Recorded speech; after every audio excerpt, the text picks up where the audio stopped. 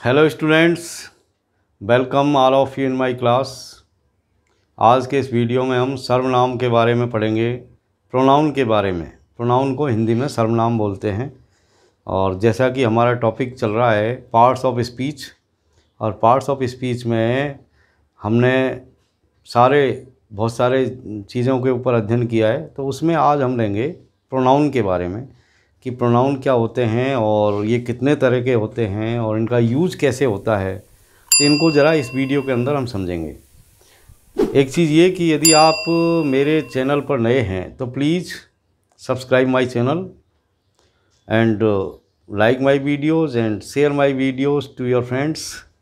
एक चीज़ ये कि आप वीडियो को प्लीज़ पूरा देखें। पूरी समझ बनाने के लिए पूरा वीडियो आपको देखना चाहिए। तो सबसे पहले तो हम ये समझेंगे कि प्रोनाउन क्या होते हैं। तो आप जानते हैं कि कोई भी वर्ड, ऐसा वर्ड जो किसी नाउन के स्थान पर आए, यानी नाउन के स्थान पर आने वाले जो शब्द होते हैं उसको हम प्रोनाउन बोलते हैं। तो हम ये कह सकते हैं कि pronoun means for a noun. Pronoun means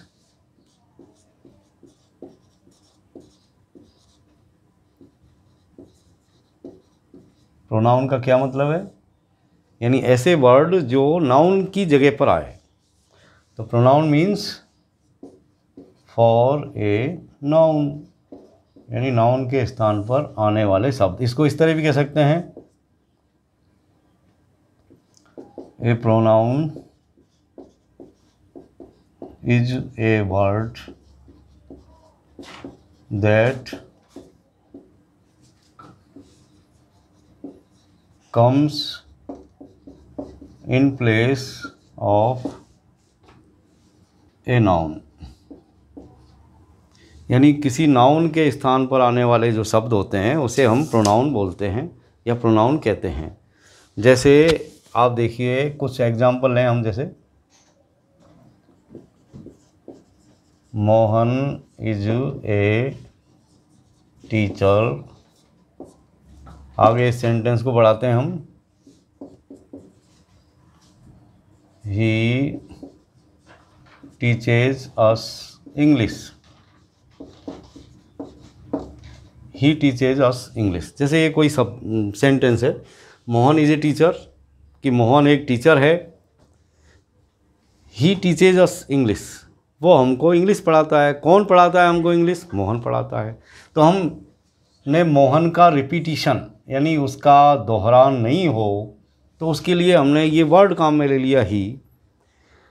तो ये जो ही है यहाँ पर, ये मोहन के लिए काम में आया है, नाउन के लिए काम में आया है। तो इसको हम कहेंगे प्रोनाउन। अब प्रोनाउन का हम यूज़ सेंटेंसों में क्यों करते हैं? पहली चीज़ तो ये कि सेंटेंसों में बार बार जिस नाउन के बारे में हम बात कर रहे हैं उसका बार बार रिपीटिशन नहीं हो, यानी रिपीटिशन से बचने के लिए हम प्रोनाउन का यूज़ करते हैं, जिससे कि हमारे कथन की या हमारी जो भाषा है, जो भी हम कहना चाहते हैं या कुछ कर रहे हैं, उसकी शैली बनी रहे, उसकी सुंदरता बनी रहे। हम एक ही नाम को बार बार रिपीट करेंगे तो जो कुछ भी हम लिखना चाहते हैं या बोल रहे हैं वो उसमें सुंदरता नहीं आएगी, वो प्रभावशाली नहीं होगा। तो किसी भी कथन को या लेखन को प्रभावशाली बनाने के लिए हम किसी नाउन के प्रयोग को बार बार रिपीट नहीं करते और उसके स्थान पर एक अलग तरह का शब्द इस्तेमाल करते हैं, यूज़ करते हैं, और उसी शब्द को हम प्रोनाउन कहते हैं। तो ये जो प्रोनाउंस होते हैं ये कितने प्रकार के होते हैं ये समझेंगे हम। तो ये कई तरह के होते हैं, लगभग 11 काइंड्स ऑफ प्रोनाउंस, यानी 11 तरह के प्रोनाउन होते हैं, 11 टाइप्स के। जैसे पहला देखिए आप, first personal pronoun. Personal pronoun, personal pronoun यानी पुरुषवाचक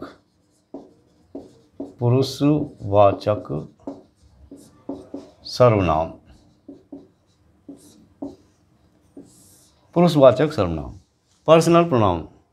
अब ये जो पर्सनल प्रोनाउन से हम पहले से ही परिचित हैं, पहले से ही हम जानते हैं यानी जो पिछली कक्षाओं में हमने प्रोनाउन के बारे में पढ़ा है कि ये जो प्रोनाउन होते हैं वो first person, second person, third person के रूप में हम इनको विभाजित करते हैं।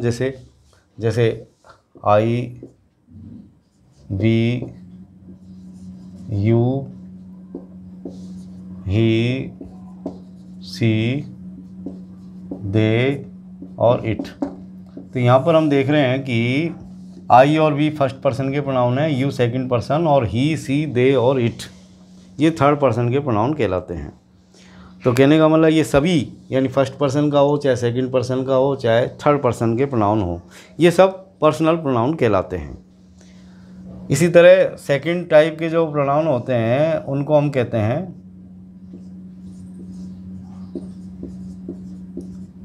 Possessive pronoun. Possessive pronoun, possessive pronoun को हिंदी में कहते हैं अधिकारवाचक सर्वनाम। अधिकारवाचक सर्वनाम जिनसे किसी के ऊपर अधिकार का बोध होता हो। कहने का मतलब ये जो पजेसिव प्रोनाउन होते हैं ये किसी के ऊपर अधिकार का भाव प्रदर्शित करते हैं। जैसे माइन, जैसे आवर्स,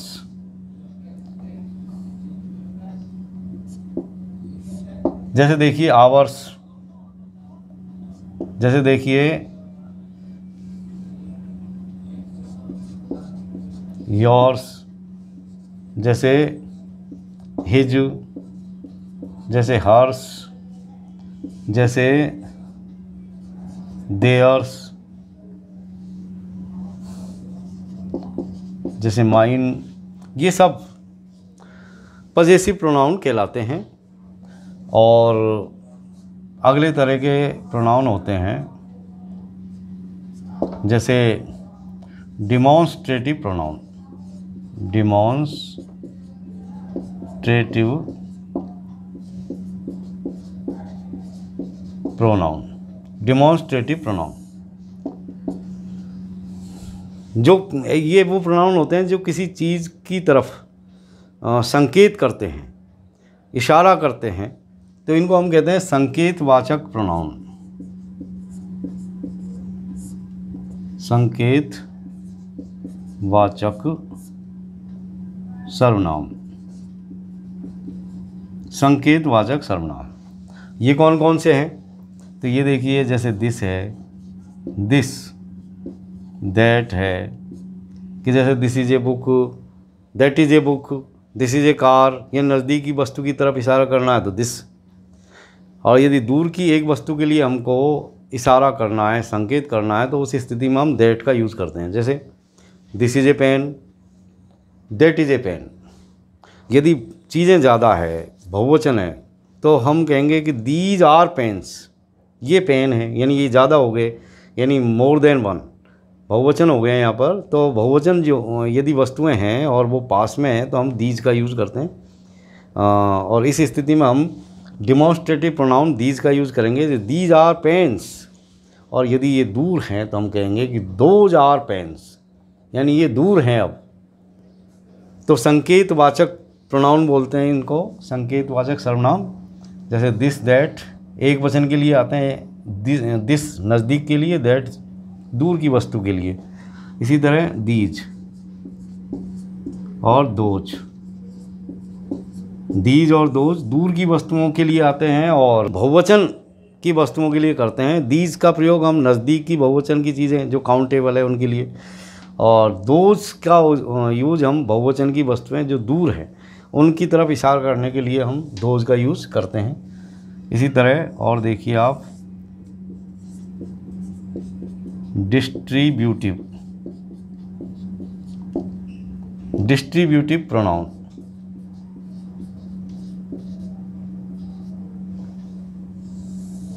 डिस्ट्रीब्यूटिव प्रोनाउन इनको हिंदी में कहते हैं व्यष्टिवाचक सर्वनाम।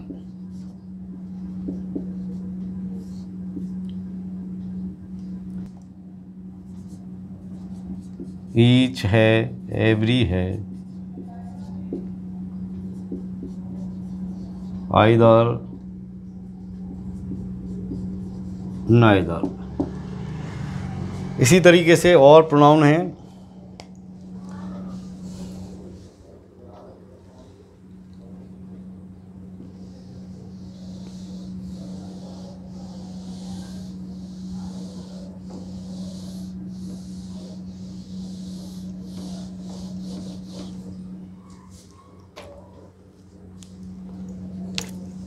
जैसे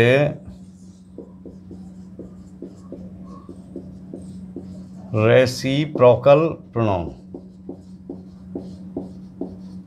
रेसिप्रोकल प्रोनाउन इनको हिंदी में कहते हैं पारस्परिक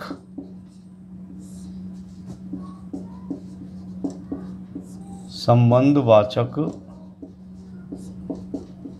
सर्वनाम। ये परस्पर दो वस्तुओं में संबंध स्थापित करने वाले प्रोनाउन होते हैं, जैसे वन अनदर,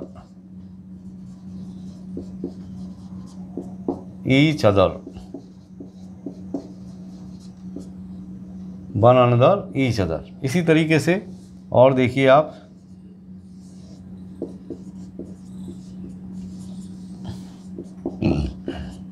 रिफ्लेक्सिव प्रोनाउन,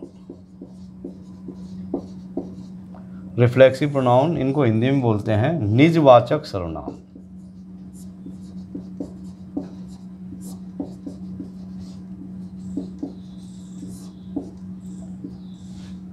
निजवाचक सर्वनाम जितने भी वो सेल्फ वाले जो प्रोनाउन होते हैं वो रिफ्लेक्सिव प्रोनाउन कहलाते हैं, जैसे माई सेल्फ,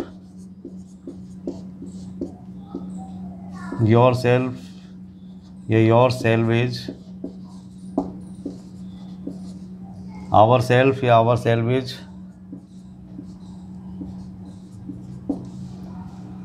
जैसे him self,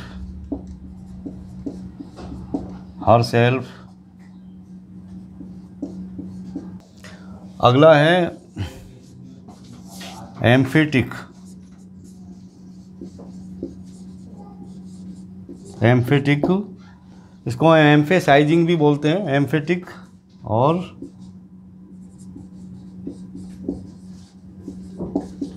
emphasizing pronoun. Emphatic और एम्फेसाइजिंग प्रोनाउन हिंदी में इसको कहेंगे हम दबाव सूचक, दबाव सूचक कारक सर्वनाम, दबाव सूचक सर्वनाम। जैसे जैसे देखिए आप, माई सेल्फ,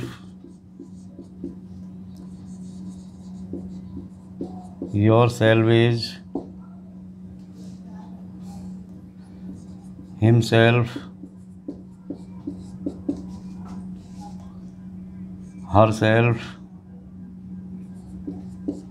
यानी सेल्फ वाले जितने भी प्रोनाउन हैं वो सब एम्फेटिक और एम्फेसाइजिंग प्रोनाउन भी प्रोनाउन कहलाते हैं। जैसे आपने ऊपर देखा रिफ्लेक्सिव प्रोनाउन भी यही है, जैसे माई सेल्फ है, yourselves, ourself, himself, herself, itself. और सेल्फ वाले ही जो प्रोनाउन होते हैं उनको हम एम्फेटिक और एम्फेसाइजिंग प्रोनाउन भी कहते हैं। लेकिन अंतर क्या है फिर? अंतर सिर्फ ये है यानी जब भी किसी सेंटेंस के अंदर हम कर्ता को एम्फेसिस करते हैं और उस पर जोर डालते हैं, तब हम जिस प्रोनाउन का यूज़ करते हैं उसे हम एम्फेसाइजिंग प्रोनाउन या एम्फेटिक प्रोनाउन बोलते हैं। जैसे आप इस तरह समझें इसको, जैसे ही, हिमसेल्फ, डिड दैट, ये उसने स्वयं किया। यानी यहाँ पर हमने ही जो सब्जेक्ट है इस पर और ज़्यादा इसको एम्फेसिस करने के लिए हिमसेल्फ यहाँ पर लगाया कि उसने स्वयं ने ये काम किया। ही हिमसेल्फ डिड दैट, उसने ये स्वयं किया। तो यहाँ पर कर्ता पर जब अतिरिक्त एम्फेसिस किया जाता है, दबाव डाला जाता है, तो उस स्थिति में जिस प्रोनाउन का हम यूज़ करते हैं उसको हम एम्फेटिक प्रोनाउन बोलते हैं। अगला देखेंगे हम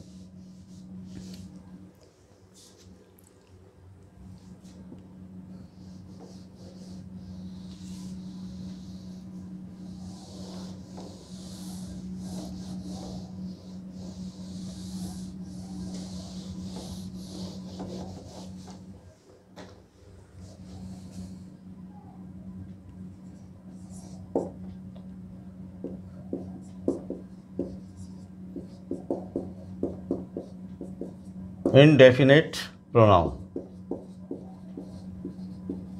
इनडेफिनेट प्रोनाउन जिसको हिंदी में बोलते हैं अनिश्चयवाचक, अनिश्चयवाचक सर्वनाम, अनिश्चयवाचक सर्वनाम।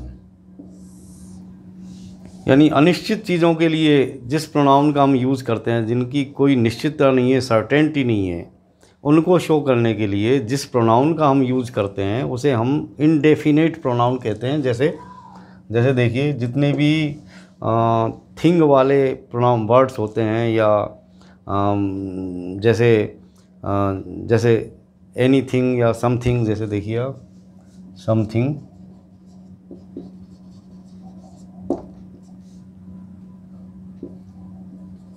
नथिंग, जैसे someone, anyone, no one,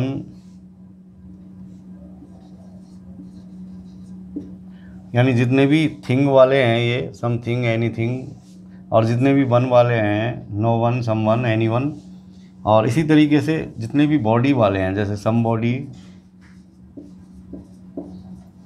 any body, तो ये जितने भी बॉडी वाले, वन वाले और थिंग वाले जो वर्ड्स हैं, इनको हम अनिश्चयवाचक प्रोनाउन बोलते हैं, यानी इनडेफिनेट प्रोनाउन बोलते हैं।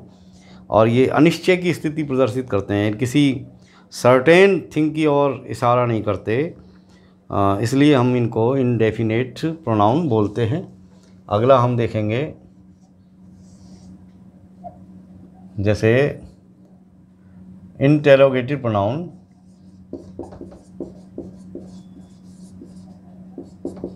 इंटेरोगेटिव प्रोनाउन,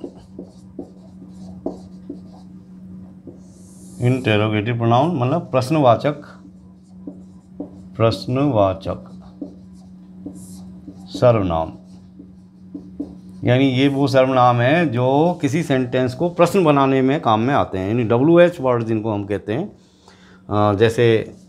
जैसे हु है, वाट है, हुज है, हुम है, विच है, तो ये सब WH वर्ड वाले जो प्रोनाउन हैं, जो किसी सेंटेंस के अंदर कर्ता से पहले आकर के क्वेश्चन बनाते हैं, इनको हम इंटेरोगेटिव प्रोनाउन बोलते हैं। इसी तरीके से अगला हम लेंगे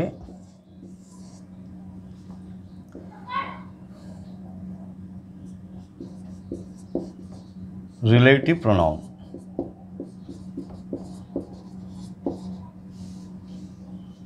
रिलेटिव प्रोनाउन यानी संबंधवाचक सर्वनाम,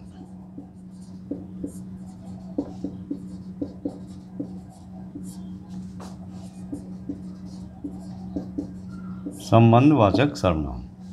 जैसे हु है, हुम है, हुज, ये हु, हुम, हुज जैसा आप देख रहे हैं कि यहाँ पर भी है, इंटेरोगेटिव में भी हु है, यहाँ पर हुज है, हुम है, विच है, वाट है। ये अपने आप में इंटेरोगेटिव प्रोनाउन भी कहलाते हैं, और ये हु, हुज और हुम अपने आप में रिलेटिव प्रोनाउन भी कहलाते हैं। फिर अंतर क्या है, ये एक महत्वपूर्ण प्रश्न है। तो प्रिय बच्चों, डियर स्टूडेंट्स, आपको बिल्कुल भी भ्रमित नहीं होना है। जब भी ये WH वर्ड्स किसी सेंटेंस में कर्ता से पहले आकर के प्रश्न का निर्माण करते हैं, उस स्थिति में ये इंटेरोगेटिव प्रोनाउन कहलाते हैं। और जब भी ये WH वर्ड दो सेंटेंसों को आपस में रिलेट करते हैं, जोड़ते हैं, और जोड़ करके एक नए सेंटेंस का निर्माण करते हैं, उस कंडीशन में ये रिलेटिव प्रोनाउन कहलाते हैं। और एक तरीके से ये समझें आप कि ये एक तरीके से इनको हम कंजक्शन भी कह सकते हैं, यानी एक कंजक्शन का काम करते हैं, एक योजक शब्द का काम भी करते हैं। इसी तरीके से एक होते हैं exclamatory, exclamatory pronoun, exclamatory pronoun यानी विस्मयबोधक